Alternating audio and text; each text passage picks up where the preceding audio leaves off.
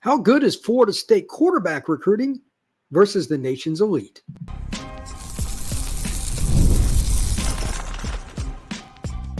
You are Locked On Seminoles, your daily podcast on the Florida State Seminoles. Part of the Locked On Podcast Network, your team every day. Welcome back into Locked On Seminoles. I am your host, Brian Smith. Today's show is going to talk about quarterback recruiting, why it is so difficult to project, and exactly where the Noles fit in with all of that. Today's show is brought to you by Monopoly Go. I have a competitive side, and I'm sure you do too. And I am a big fan of Monopoly Go, the mobile hit twist on classic Monopoly. Join your friends and download Monopoly Go, now free on the App Store and Google Play. So just what do you think about quarterback recruiting? What do you know about it? Throughout this show, I'm going to ask questions, some of them multiple times, because I really want you to comment on this. For those of us in the recruiting industry that go to all these camps, OT7, Elite 11, Under Armour, Pylon, Battle. If you follow high school recruiting, you know these names. If you don't, then those names are like, what in the world is Brian talking about? But again, this is an important part of it. Everybody has to go to these events if you scout and you rate kids, if you want to get interviews. Kids don't pick up the phone anymore. We literally have to walk up to them. They just won't do interviews anymore. It's gotten pretty ugly. But at the same time, it's also an opportunity to rate them. Believe me, there is no position more scrutinized, and there is no position more misguided about what's real and what's not than quarterback. It's the most important, yet it's the least known in terms of what's true and what's not. Today, I'm going to try to guide people through what we go through. I'm going to give some information about colleges. I can't give names and specifics, obviously. I'm sorry, there's no way to do that. But at the same time, it is incredibly complex, probably tenfold or more than what you think it is. And I'm assuming you probably know quarterback recruiting's a pain anyway for colleges, Florida State included. Today, I hope I alleviate a little bit of that. So first things first. Tramell Jones Jr. is a young man that plays at Mandarin High School in Jacksonville, committed to the Noles. Florida's tried to flip him. They're not going to be able to. But let's talk about him. I brought him up before. I saw him at the Oxford Elite 11 recently. And then I'm going to compare him. I got a whole bunch of people that I've seen live that I know a lot about and talk about where they're ranked. I'm just going to use 24/7's rankings. And then I'm going to talk about why quarterback recruiting, especially with the transfer portal, is a pain in the butt. Whether it's Mike Norvell or somebody else, you're always looking to circumvent a bad situation because you're always 1 second away from having a real big problem. And there's really not a lot they can do about it, but that'll be towards the end of the show. Tramell, 6'1", 205, give or take, excuse me. And he's a young man that has a pretty good arm. Technique is steady. He's very consistent. He won the Oxford, Mississippi Elite 11 Regional. He's headed to Los Angeles to go to the finals. Great young man. He will represent Florida State very well. Seminoles fans should be happy to have him. And quite frankly, he's a guy, and along with his dad, that I think is pretty easy to deal with, and he'll get along with Norvell. He has a chance to be a starter at some point, I don't know when, for Florida State. But he's only ranked, and again, everybody's got their own rankings. Take it for what it's worth. He's only ranked number 35 by 24/7. Now, you can take that any way you want. And when I say 35, I mean at quarterback, not nationally, just quarterbacks. And I think he's better than that. I know John Garcia Jr., a buddy of mine that does all the Southeast recruiting for rivals, thinks he's better than that, etc. Tramell played really well at OT7 this past weekend as well. He's a heck of a football player. So why isn't he ranked higher? Height, maybe. He's thrown to Jamie French, who's one of the best receivers in the country. He's got some other guys. Had two pretty good running backs last year. Offensive tackle, Derek Plassine in Miami. They had players, but there are other guys that are on loaded squads, and they're ranked high too. So I'm not exactly sure what it is. It depends on which game you go to. I got a buddy who's not as high on him. One of the games he went to, Tramell didn't play well. Part of it's just pot luck. If you play poorly, guess what? That means that there's an opportunity for somebody to rate you much lower. It's just the way it is. You can't predict when a guy's going to have an off night. I'll talk about that a little bit with my Elite 11 experience on Sunday, with this being Monday's show, because a couple of guys that are really good didn't play as well as they normally do. Guess what, though? They're human. It's just part of it. You have to look at the entirety of the body of work before you rank. And unfortunately, a lot of times the rankings, especially some of the national analysts, they're trying to rank kids they're never going to see live. So they see 2 minutes of huddle, 3 minutes of huddle, whatever, maybe a little game film, and they rank a kid. It's not realistic. But unfortunately, the people out there, like the ones I'm speaking to, they go crazy over rankings. It brings in money. That's it. If anybody wonders why, that's the answer. Money's always the answer in just about anything in society, and this is part of it too. So there you go. I know a lot of people would like to not do them at all. They get screamed at by parents and everything else. By the way, if you're a parent, don't do that to one of these guys. It's not going to help your kid's ranking. But at the same time, here's my take on it. Tramell doesn't play in Orlando, Miami, Tampa. He does play in Florida. I get that. But Jacksonville's an outpost in terms of where it's located. He doesn't get as much exposure. There aren't very many guys outside of Dwight Thomas that lives up there. He works for XOS. That's a scouting service that sells to a bunch of different colleges around the country, pretty much all of them from D3 all the way to Power 5. And that's fine, but that probably hurts him a little bit and doesn't have the normal 6'3" size. Somebody I'll talk about here in a second, Bryce Underwood, is like the prototypical off a computer screen, size, weight, arm strength, physically just freakish guy in the country. He's from the Detroit area, committed to LSU. They're not always going to go for the measurables because the colleges go for the measurables. That's the way it is. I do some of my own private rankings, but I don't publicize it very often because I get emails, texts, messages, and it's never, hey, thank you very much for ranking all these kids correctly. They only bitch. And then I'll have parents sometimes contact me if I rank their kid high. But 90% of it's negative. It's the same problem. But Florida State, do I think they're doing the right thing? Like, are they getting good guys every year? Tramell fits into that. They got Brock Glenn. They got Luke Cromahawk. And they got Tramell Jones Jr., 1, 2, 3. 3 guys good enough to go to Elite 11 finals in 3 straight years. You got to figure at least one of these guys is going to hit. Just based on physical tools and all that, I think Luke Cromahawk is the most physically gifted. But here's something I'm going to say about 5 billion more times if you watch this show in general. Quarterback is almost always about something that I cannot grade. And it's by far, that's the first 5 places on the placemat as far as I'm concerned. Post-snap reads, post-snap reads, post-snap reads, post-snap reads, post-snap reads. No high school kid is worth a crap at it. And I'm supposed to grade him. So is Andrew Ivan. So is John Garcia Jr. So is everybody at On 3, et cetera, et cetera. It's not realistic. But at the same time, that's part of these rankings. The only thing that we can do is kind of look at their body of work, their footwork, their arm strength, their size, their dedication to the sport. Talk to them a little bit about some of the chalkboard things, but it's just not the same. Will these kids have dedication after they get to college and it gets much more complex? Because with a quarterback, Florida State or otherwise, you're talking about a guy that has to be on the same page with a bunch of other guys. It's a mess. Offense is 10 times harder to learn than defense in college, in my opinion, by and large, because everybody's got to move in unison. And on defense, 1 or 2 guys can do great on that play, and everybody else can fail, and you can still get a negative play. Doesn't work that way on offense. So the quarterback's held accountable too. That's part of it. But I think Florida State's got 1, 2, 3 in a row at the quarterback position out of high school. Again, one of them is going to hit. It's just the law of averages here.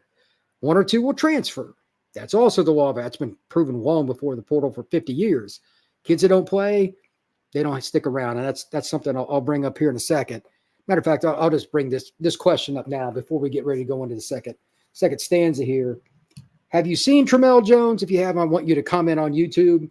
And also, what do you think the importance of Florida State's high school recruiting is in conjunction with the portal? In other words, another way to say this question would be, are you afraid of running off kids if you take top portal guys year after year? What's your take on it? I would love to know that as much as anything else, because I know right now there are a few schools that already have their eye on quarterbacks in the next window, meaning December, way down the road after this next season. And it's behind closed doors, but I get that information, and a lot of people, do too. They don't care anymore about running young quarterbacks off because quarterbacks in general, freshmen and sophomores, are terrible at the college level. You can go check any stat, any measurement, Pro Football Focus or whatever. But that's an important topic because at what point does that hinder your program overall if you're just a portal team? That's really what it comes down to. So that's something to think about. And I'm glad that Florida State, for their sake, for Florida State fans, they don't appear to be headed in that direction. They could take a transfer guy after this year, but that depends on how Brock performs in practice and what little he gets to go through, Luke, etc. That's to be determined. But there's a chance Florida State doesn't take another transfer portal quarterback for quite a while. There are very few schools in the situation that Florida State is currently in heading into the 2024 football season. Because most teams after this year are going to be looking for a portal guy. They do not want to play freshmen or sophomores. And if they can get away with it, they don't want to play a third-year guy either. They want to play seniors, fifth-year seniors. Seniors, fifth-year seniors. And I get it. It's all the chalkboard stuff. It's all the post-snap reads, all of that. I get it. But at what point do you hinder yourself? That's something you really got to think about, because if you screw up your quarterback room, all the other stuff goes in the toilet really, really fast. So I want you to think about that and just answer that on YouTube if you would, because it's important. Coming up next, I'm going to compare Tramell to a long list of guys and tell you why I like them or don't as much as like some of the players on this list. I've got them by their 24/7 ranking. That's next at Locked On Seminoles. Have you downloaded Monopoly Go yet? It's just like the Monopoly game that you grew up with, but you can download it on your phone. It's not something that's very difficult to do. You can get it on the Google Play Store, on the App Store. Pretty easy to get. So check it out. There's always new things going on, new timed events to help you win big, massive multipliers for everything you win, or you can rent and win out that way as well. There's always something to discover with Monopoly Go. Get off the bench and go download it now. It's free on the Google Play and the App Store. Game on.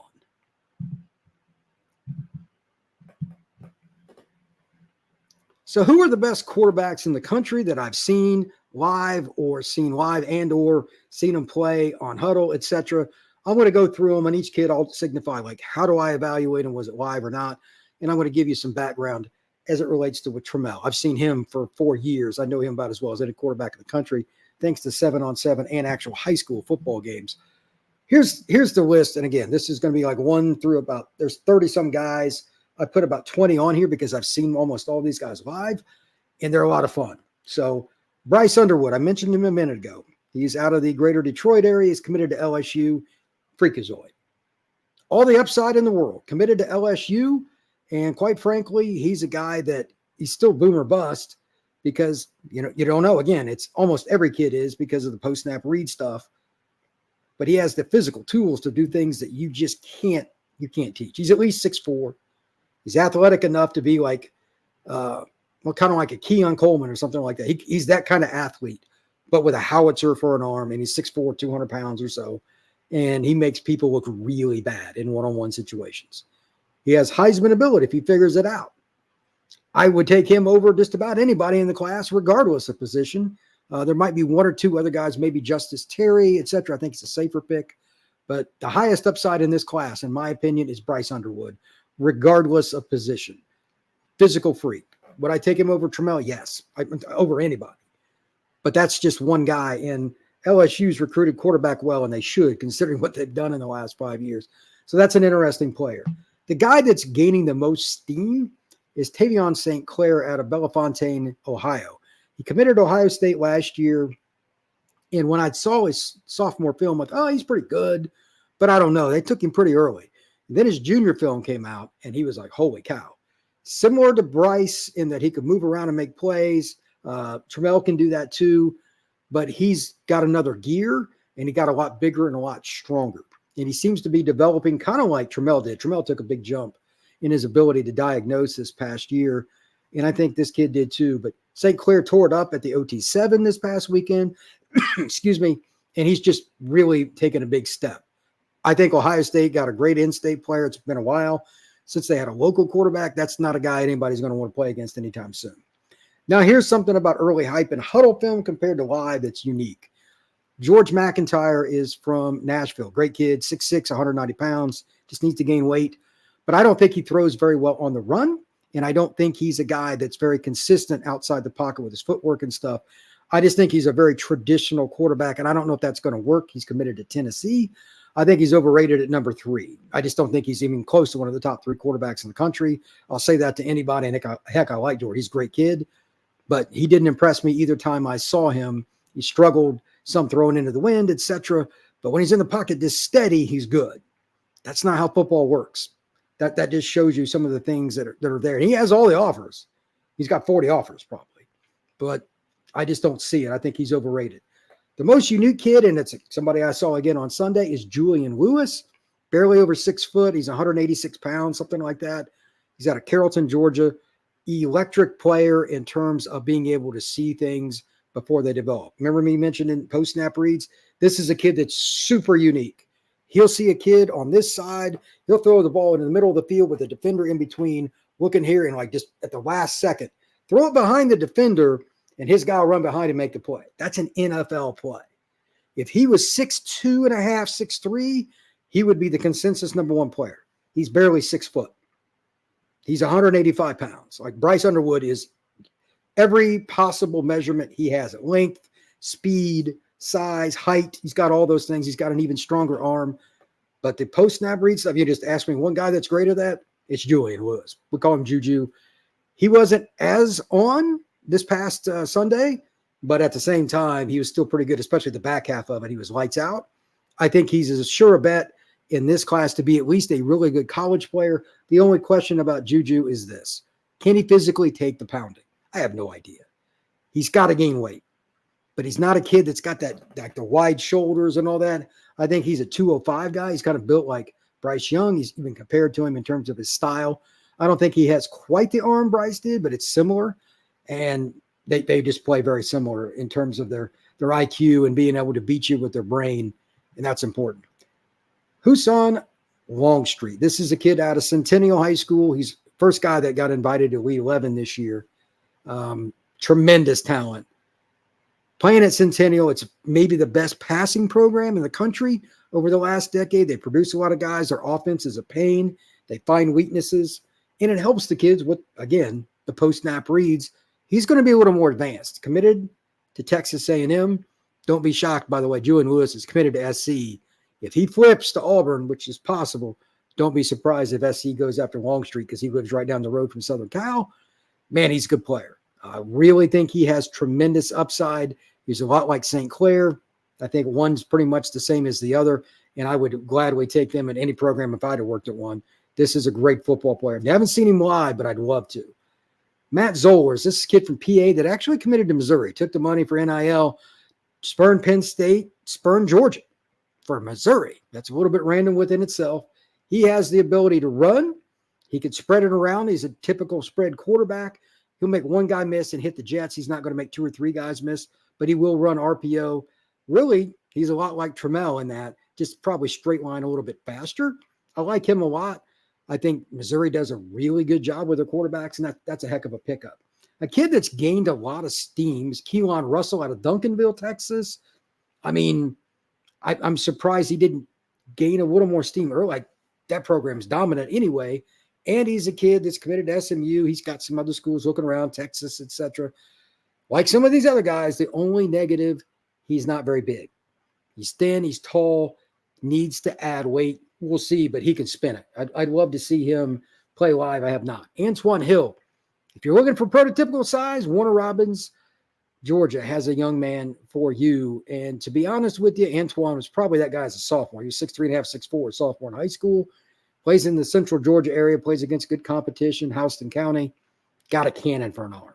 Just has to work on footwork and being more fluid. Saw him again at Elite 11. He's up and down. When he makes a money ball throw, it truly is. But when he misses pretty bad too. Achilles Smith Jr. If you remember Achilles Smith played at Oregon, obviously this is his kid. I saw him live last year down in Bradenton. He can spin it. He's a kid that has the ability to throw the football down the field. He can hit shorter routes. He's got the height. You don't hear as much about him because he lives out in California, but he's a good football player, and I think he'll end up being a starter at Oregon somewhere down the road. Great to see a tradition coming back around with his dad going there, and now he is too. It's a pretty good deal. Like to see that. Deuce Knight, this is the most unique kid that I've probably ever scouted. He is from George County High School in Mississippi. It's in the middle of nowhere, 50 minutes or so outside of Mobile. Just phenomenal athlete. 42-plus inch vertical. Has all the physical tools you're looking for. He's 6'4". He can absolutely fly. All that. His arm strength's incredible. If you go look for his OT7 highlights, You can find him actually on his Twitter handle. Can't teach the arm. He doesn't have a lot of quarterback skills, like all the things that Julian Lewis has went through, all the training. He's just beginning, but he's starting to see some secondary reads, throwing over the top, catching the backside. He's an elite player, and I honestly think that he's got as high an upside as anybody just from a quarterback standpoint because he's so raw, but the throwing motion is not, and he's a lefty, and his throwing motion is just tremendous. So he's a lot of fun.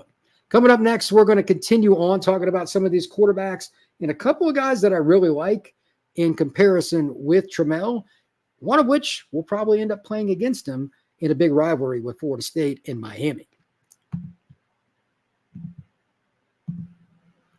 All right, it's playoff time in the NBA and NHL. Baseball's in full swing, and FanDuel is your place for each and every game.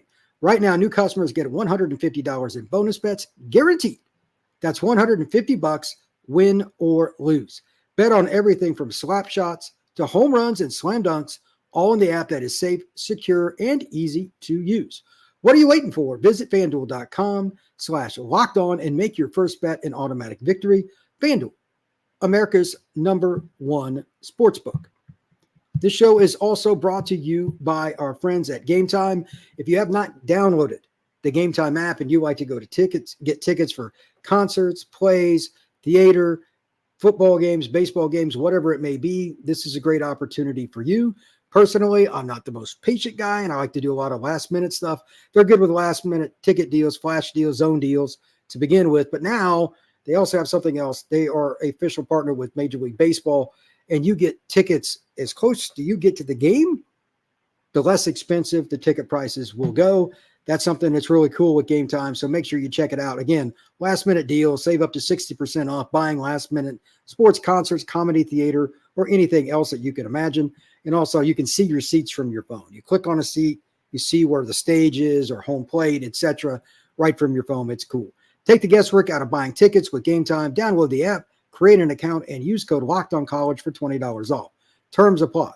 Create an account and redeem code LOCKEDONCollege, LOCKEDONCOLLEGE, $20 off. Download Gametime today. Last minute tickets, lowest prices guaranteed.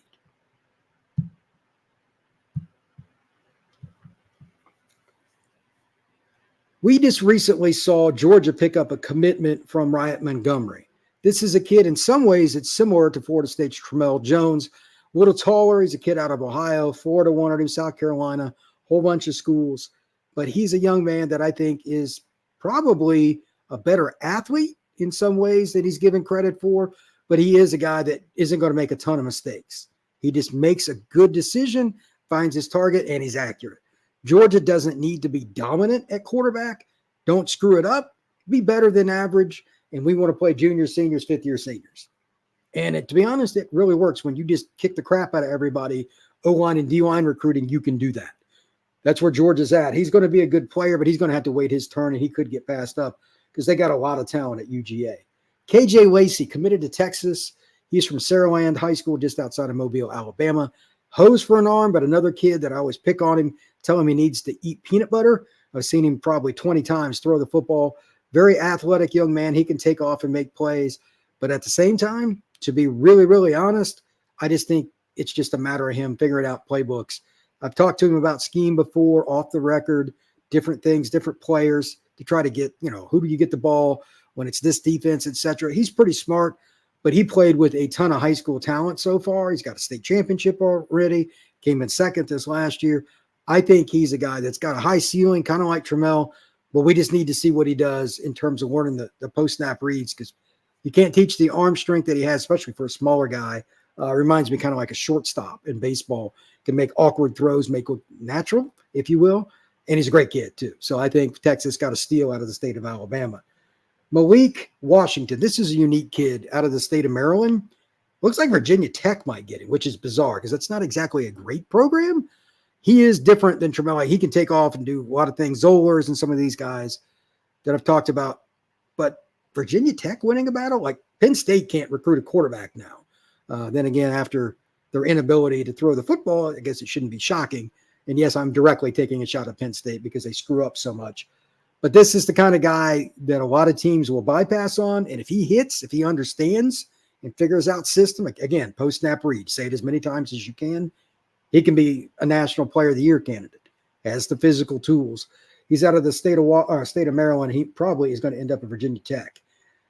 Maybe my favorite guy that I've seen in the last month, I've seen him twice, is Mario Taylor out of Mississippi, committed to Mississippi State, 6'3", 6'3.5", can really run. I was watching down the gun barrel at Elite 11. He has the speed. He has a groin injury, and he still looked really good running the 40. That's a good sign. And he's got a natural throwing motion.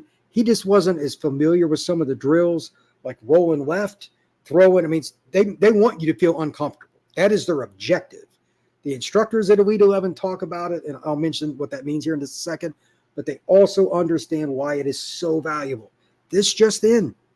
When you're in the pocket, there are very large men running at you, looking to take your head off. You must be able to avoid the first man, if not the second as well, and continue to play on to give your young guys out there a chance to separate. Sometimes the DB wins the route, at least initially. They can't cover forever. If you extend the play, you can either run, throw it away, or complete a pass. Make sure you make the first guy miss. He's a freak. I think Taylor could play receiver or free safety. He's that kind of guy. Love him a lot.